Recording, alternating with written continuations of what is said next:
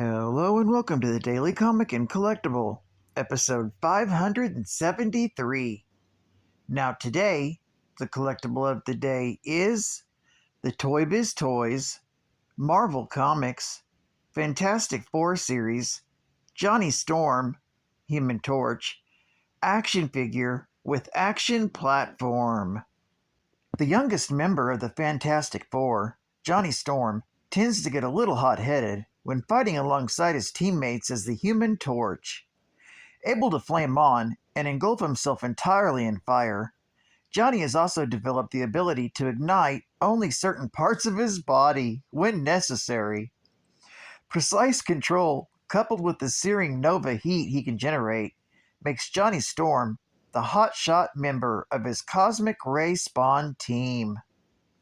This 5-inch scale figure of the Human Torch is highly detailed with intricate sculpt and hand painting, and contains multiple points of articulation for added posability and displayability.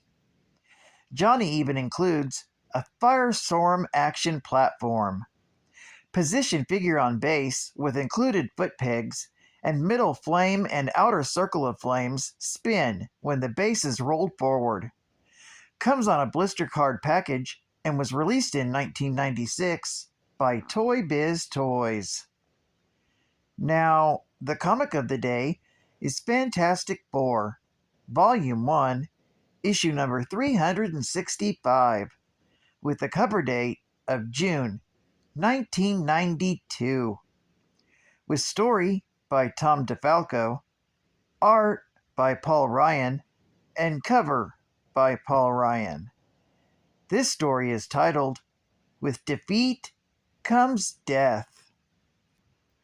Trapped within the dimensional plane, known as the Universe, the Fantastic Four are treated to a contemptuous display of the recently enhanced power of Oculus, the Unforgiving. The story opens with Oculus offering the Fantastic Four and their ally Wildwood an ultimatum. Pledge loyalty to him or die. They refuse to surrender, and Oculus renews his attack, blasts both the Thing and Wildwood. As Oculus prepares to attack again, his wife Landa tells him to stop, but his advisor, Dangor, insists that the enemies of the Gem Guild must be crushed. Reed, on the other hand, does not believe that Oculus will succeed. He then fires a Fantastic Flare into the sky, signaling Johnny and the rebels waiting outside the palace to attack. When Johnny arrives, first he lays on an attack, drawing attention away from the others. While Reed and Sue flee the scene with Franklin, both Ben and Wildwood join the fight with Johnny and the rebels. As the battle rages, Landa tries to appeal to Dangor to try and stop the senseless violence, but Dangor refuses to listen. Oculus gains the upper hand, taking down both Johnny and Wildwood, and almost succeeds in taking down the Thing when Ben strikes the ground, causing the floor beneath Oculus to cave in, taking him with it. However, this only momentarily slows their foe, who quickly recovers and fights back. Witnessing a massive explosion while they are fleeing, Sue wants to go back for the others, but Reed tells her that they have to devise a way to stop Oculus, as he's tapping into forces of the universe, the repercussions of which could be catastrophic. Meanwhile, back on Earth, Alicia Masters is shopping at a street-side market when she's suddenly approached by Sharon Ventura. Not recognizing her voice, Alicia asks Sharon who she is, when Ventura tells her that she is Ben Grimm's girlfriend. This shocks Alicia enough that she drops her groceries on the ground. Back within the Interverse, Oculus is chasing after Reed and Sue when he comes upon a group of rebels who are attacking him with primitive catapults. They prove to be no match for the superior power of Oculus. Reed asks if the rebels have completed his instructions, and is advised that they're almost ready. Needing more time for the rebels to complete their task, Reed enters the fray and provides the distraction needed for the job to be completed. Back in the ruins of the castle, Ben, Johnny, and Wildwood recover from their defeat. They are joined by Landa, who finally believes that her husband needs to be stopped no matter the cost, showing them the remains of her left arm to show the sacrifices she has made to try and direct her husband. Hearing this, Dangor calls the woman a traitor and tries to shoot her with the blaster, but is easily subdued by Wildwood. They then head off towards the battlefield together.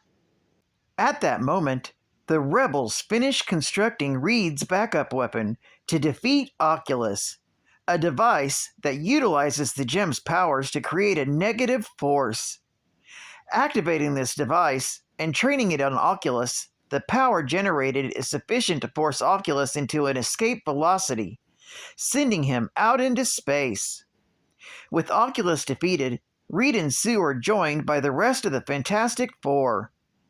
In the aftermath of the battle, Reed warns Landa and Wildwood that Oculus may return again someday, but Wildwood assures Reed that they will be ready for him when he does. With their rescue mission over, the Fantastic Four return to Earth. Back at the Four Freedoms Plaza, Reed and Sue have a doctor look over Franklin, who suggests that all the boy needs is rest.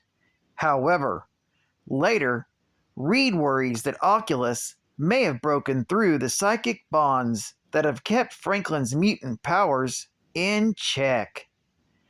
This story is continued in the Fantastic Four, issue number 366. Geek Fact: following his defeat here, Oculus is plucked out of time to battle the Fantastic Four by Aaron the Rogue Watcher in Fantastic Four, issue number 400 from May of 1995.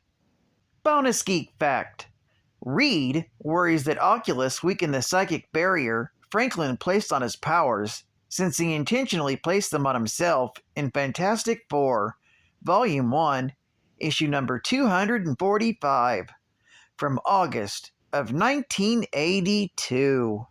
State-of-the-art gaming. Simpsons Madness on NES, SNES, and Genesis. Hey kids, help out your old pal Krusty the Clown. Rats have invaded the official Krusty Funhouse. The little varmints are everywhere. I need you to lead the filthy rodents to trap guarded by my loyal cadets, Bart and Homer Simpson, Sideshow Mel, and Corporal Punishment. Then we blow them up. We laser blast them. We crusterize the little stinkers. Oh boy, making Krusty Funhouse vermin free is not a pretty task. Kitty cadets, but someone's gotta do it. Krusty's Funhouse. Only from Acclaim. And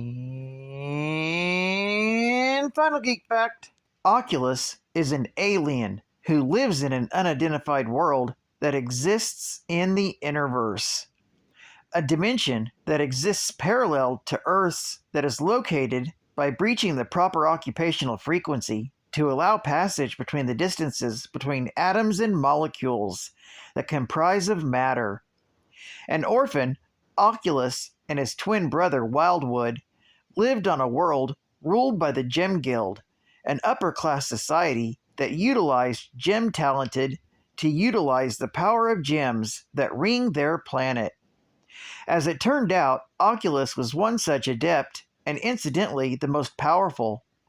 While Oculus was personally tutored by the Gem Guild's Dangor, his brother was cast out and became a thief and rebel. Reaching the end of his studies, Oculus became the most powerful gem wielder of the realm. To cement his power, Oculus cut out his right eye and replaced it with a gem in which he focused his power. After taking a wife named Linda, Oculus became a ruler of his world. He saved the people of their world, but later became a tyrant. Wildwood, meanwhile, became part of the resistance, seeking to overthrow the rule of Oculus.